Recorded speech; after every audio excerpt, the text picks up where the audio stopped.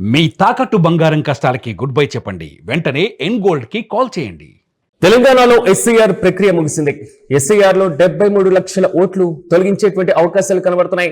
ప్రాథమికంగా గుర్తించారు అధికారులు. ఈ నెల 17న డ్రాఫ్ట్ ఓటర్ లిస్ట్ ను రిలీజ్ చేయనున్నారు. అయితే లిస్ట్ లో పేరు లేని వారికి మళ్ళీ అప్లై చేసుకునేటువంటి అవకాశం కనబడుతుంది.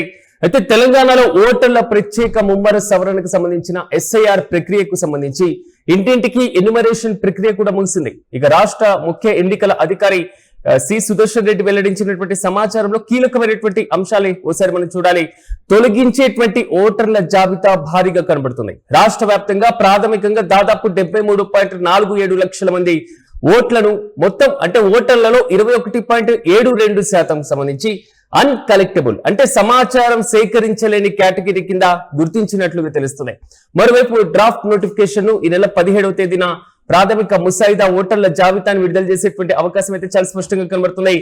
అయితే ప్రస్తుత ఓటర్ల సంఖ్య మారేటువంటి అవకాశం ఖచ్చితంగా ఉంది. ఎందుకంటే సవరణల కంటే ముందు రాష్ట్రంలో 3.38 కోట్ల మంది ఓటర్లు ఉండగా డ్రాఫ్ట్ నాటికి ఈ సంఖ్య దాదాపు 2.65 కోట్లకు తగ్గేటువంటి అవకాశం కనబడుతున్నాయి.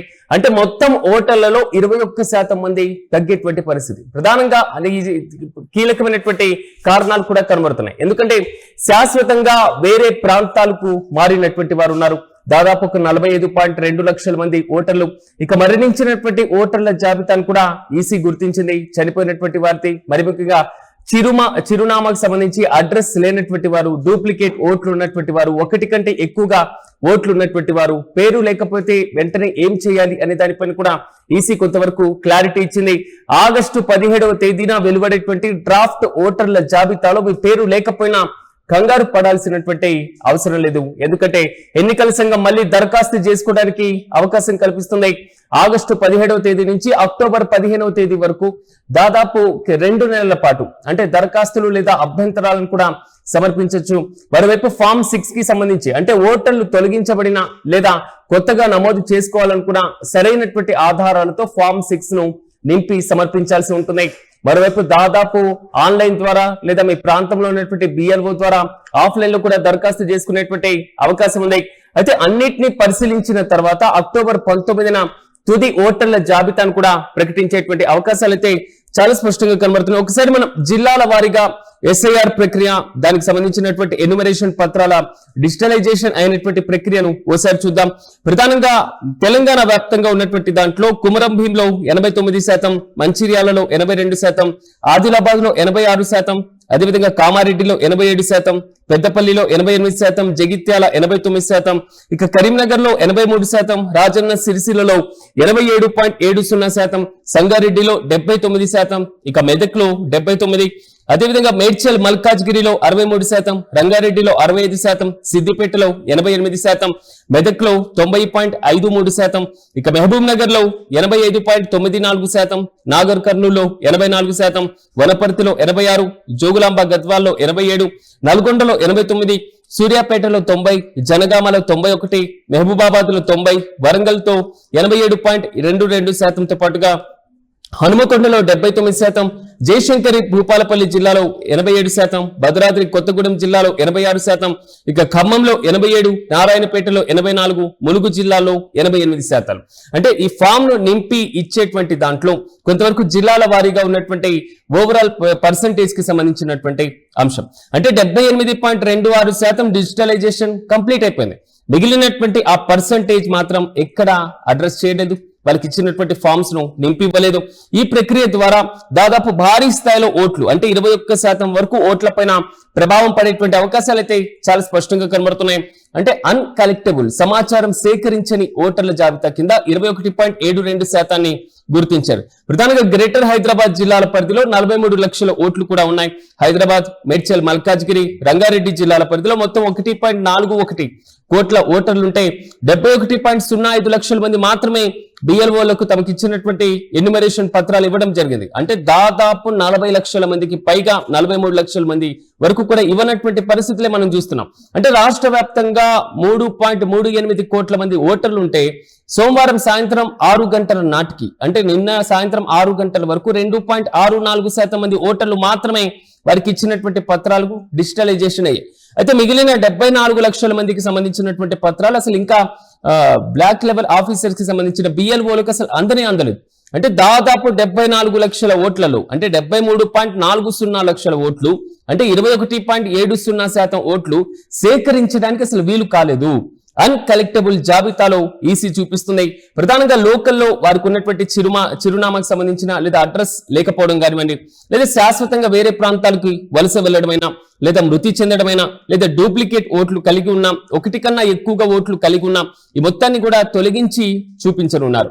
ఇక తేడాలున్నా లేదా మ్యాపింగ్ జరిగినటువంటి ఓటర్లలో వారు ఇచ్చినటువంటి ఏదైతే ఎవిడెన్స్ కి సంబంధించిన ధృవపత్రాలు ఉంటాయో అవి సమర్పించినటువంటి వారు ఎవరైనా ఉంటే అదనంగా మరిన్ని ఓట్లు కూడా తొలగిపోయేటువంటి అవకాశాలు అయితే చాలా స్పష్టంగా కనబడుతున్నాయి. రాష్ట్ర వ్యాప్తంగా డిజిటలైజేషన్ కానటువంటి 73.52 లక్షల ఓట్లు కూడా తొలగించేందుకు ఈసీ సమాయత్తమైంది. ఇక గ్రేటర్ జిల్లాలోనే దాదాపు 43 లక్షల ఓట్లు తొలగిపోనున్నాయి. అంటే తేడాలు ఉన్నటువంటి జాబితాలో మరో 61 లక్షలు కూడా ఉండేటువంటి అవకాశం కనబడుతుంది. 2-3 చోట్ల ఓట్లు ఉన్నటువంటి వారు దాదాపు 3.18 లక్షల మంది ఉన్నట్లుగా ఇక ముగిసినటువంటి సర్ ప్రక్రియ తర్వాత ఈసీ వెల్లడించేటువంటి గణాంకాలపైన మరిన్ని కీలకమైనటువంటి అంశాలు కూడా ఆధారపడేటువంటి అవకాశాలు అయితే చాలా స్పష్టంగా కనబడుతున్నాయి. ఈ నెల 17వ తేదీన ప్రాథమిక ముసాయిదాను అంటే డ్రాఫ్ట్ ను జాబితాను కూడా విడుదల చేయనున్నారు ఎన్నికల సంఘం. అయితే సవరణ కంటే ముందు అంటే 3.38 కోట్ల మంది ఉన్నటువంటి ఓటర్లు ఉంటే డ్రాఫ్ట్ నాటికి 2.65% తగ్గిపోయేటువంటి అవకాశాలు కనబడుతున్నాయి. శాశ్వతంగా వేరే ప్రాంతాలకు వెళ్ళినటువంటి వారు, అడ్రస్ లేనటువంటి వారు, మరణించినటువంటి వారు, ఒకటి కంటే ఎక్కువగా ఓట్లు కలిగినటువంటి వారు, డూప్లికేట్ ఓట్లు కలిగి ఉన్నటువంటి వారు ఈ మొత్తం అంశాలను బేరీజు వేసుకున్న తర్వాత ఎస్ఐఆర్ ప్రక్రియ పైన ఈసీ కీలకమైనటువంటి డ్రాఫ్ట్ ను విడుదల చేసేటువంటి అవకాశం కనబడుతుంది. ఒకవేళ రేపు 17వ తేదీన ఈసీ విడుదల చేసేటువంటి డ్రాఫ్ట్ జాబితాలో మీ పేరు లేకపోయినా కంగారు పడాల్సినటువంటి అవసరమే లేదు. ఎందుకంటే ఎన్నికల సంఘం మళ్ళీ దరఖాస్తు చేసుకోవడానికి అవకాశం కనబడుతుంది. ప్రధానంగా ఆగస్టు 17 నుంచి అక్టోబర్ 15 వరకు దరఖాస్తులు లేదా మీకు ఉన్నటువంటి అభ్యంతరాలు కూడా సమర్పించవచ్చు. ప్రధానంగా ఫామ్ 6 అంటే ఆల్రెడీ ఉన్నటువంటి ఓటును తొలగించిన లేదా కొత్తగా ఓటర్ నమోదు చేసుకోవాలనుకున్న ఫామ్ 6 ను ఫిల్ చేసి ఇవ్వాల్సి ఉంటుంది. ఆన్లైన్ ద్వారా, ఆఫ్లైన్ ద్వారా కూడా దీన్ని మనం ఫిల్ చేయొచ్చు. ఆన్లైన్ ద్వారా అయితే ప్రధానంగా ఈసీ వెబ్సైట్, అదేవిధంగా బిఎల్ఓ ద్వారా కూడా పూర్తి స్థాయిలో చూడొచ్చు. ఒకసారి మనం ఈటీవీ స్క్రీన్ పైన విజువల్స్ లో చూసుకుంటున్నాం. ప్రధానంగా ఓటర్ల లిస్ట్ కి సంబంధించి ఎస్ఐఆర్ ప్రక్రియలో భాగంగా ఎన్యుమరేషన్ కి సంబంధించినటువంటి పత్రాలు ఇచ్చినటువంటి విధానం, ఈ ఫిల్ చేసి ఇచ్చేటువంటి ప్రక్రియకి సంబంధించి అంటే పార్ట్ బి, పార్ట్ 3 ఎక్కడ లోపాలున్నా ఈసీ దాన్ని పక్కన పెట్టేటువంటి అవకాశాలు కనబడుతున్నాయి. సో మీరు బై మిస్టేక్ దాన్ని అప్లై చేసి ఉన్నా, బై మిస్టేక్ దానికి సంబంధించిన ఆధార్ కార్డుకి సంబంధించిన లేదా మొబైల్ నెంబర్స్ అయినా, లేదా తండ్రి దానికి సంబంధించిన సంరక్షకుడి పేరైనా, లేదా తల్లికి సంబంధించినటువంటి ఈపీఐసి నెంబర్ అయినా, లేదా ఒకవేళ భర్త లేదా భార్యకి సంబంధించినటువంటి పేర్లు, వారికి సంబంధించినటువంటి ఎన్నికల కమిషన్ కి సంబంధించినటువంటి దాంట్లో అయినా, వేలి ముద్రలు వేసేటువంటి ప్రక్రియలో అయినా ఎక్కడైనా పొరపాటు జరిగితే అక్టోబర్ 19 వరకు అంటే తుది ఓటర్ల జాబితాను రిలీజ్ చేసే వరకు కూడా మీకు అవకాశం ఉంటుంది. యూటీవీ స్క్రీన్ పైన విజువల్స్ లో మనం చూడొచ్చు. ఎన్నికల సంఘానికి సంబంధించినటువంటి అఫీషియల్ వెబ్సైట్ లో కూడా దీన్ని అప్లై చేసుకోవడానికి అవకాశం కనబడుతుంది. కానీ రాజకీయ పార్టీలు ముందు నుంచి కూడా తెలంగాణలో ఎస్ఐఆర్ ప్రక్రియను వేగవంతంగా అమలు చేస్తున్నారు కాబట్టి ప్రాథమికంగా మీకు ఇచ్చినటువంటి ఎమ్యునరేషన్ పత్రాలు ఏదైతే ఉంటాయో ఆ పత్రాలన్నీ కూడా ఫిల్ చేసి ఇచ్చేటువంటి విధంగా ప్రజలందరికీ అవగాహన కల్పించడం, వారి యొక్క పార్టీ యొక్క ఓట్లు తొలగిపోకుండా కార్యకర్తలు, క్షేత్రస్థాయిలో ఉన్నటువంటి నాయకులు తీసుకోవాల్సినటువంటి చర్యలపైన పదే చెప్తున్నటువంటి పరిస్థితులు కూడా మనం చూస్తున్నాం. కానీ ఇక్కడ విచిత్రం ఏంటంటే గ్రేటర్ హైదరాబాద్ ప్రాంతాల్లో కూడా చాలా మంది ఇంకా వాళ్ళకి ఇచ్చినటువంటి ఫామ్స్ ను ఫిల్ చేసి ఇవ్వకపోవడం. సో ఇంకా అక్షరాస్యత ఎక్కువగా ఉండేటువంటి జిల్లాలు మాత్రమే కాదు, సో చుట్టుపక్కల ఉన్నటువంటి లేదా వెనుకబడినటువంటి జిల్లాల ప్రాంతాల్లో ఉన్నటువంటి ప్రజల దగ్గర నుంచి కూడా ఇలాంటి పత్రాలు ఇంకా రానటువంటి సందర్భం. కానీ అత్యంత కీలకమైన ప్రజాస్వామ్యంలో ఒక శక్తివంతమైనటువంటి ఆయుధం ఓటు. ఆ ఓటు తొలగిపోయేటువంటి అవకాశం ఉంది కాబట్టి ప్రజలు తగు జాగ్రత్తలు పాటించాలి. డ్రాఫ్ట్ నోటిఫికేషన్ లో మీ ఓటు ఉందా లేదా, ఒకవేళ లేకపోతే వెంటనే అప్లై చేసుకోవాలా, ఫామ్ 6 ను ఫిల్ చేయాలా, సమీపంలో ఉన్నటువంటి బిఎల్ఓను కలవాలా, లేక ఆన్లైన్ లోనే అప్లై చేయాలా. ఇలాంటి ప్రక్రియను వేగవంతం చేస్తే తప్ప మీ ఓటు పదిలంగా ఉండేటువంటి అవకాశం ఉండదు. సో భారీ స్థాయిలో ఓట్లు తొలగిపోయేటువంటి అవకాశం ఉంది కాబట్టి వివిధ రాజకీయ పార్టీలు కూడా వారి యొక్క అభ్యంతరాలను ఈసీ ముందు పెట్టేటువంటి అవకాశం కూడా లేకపోలేదు.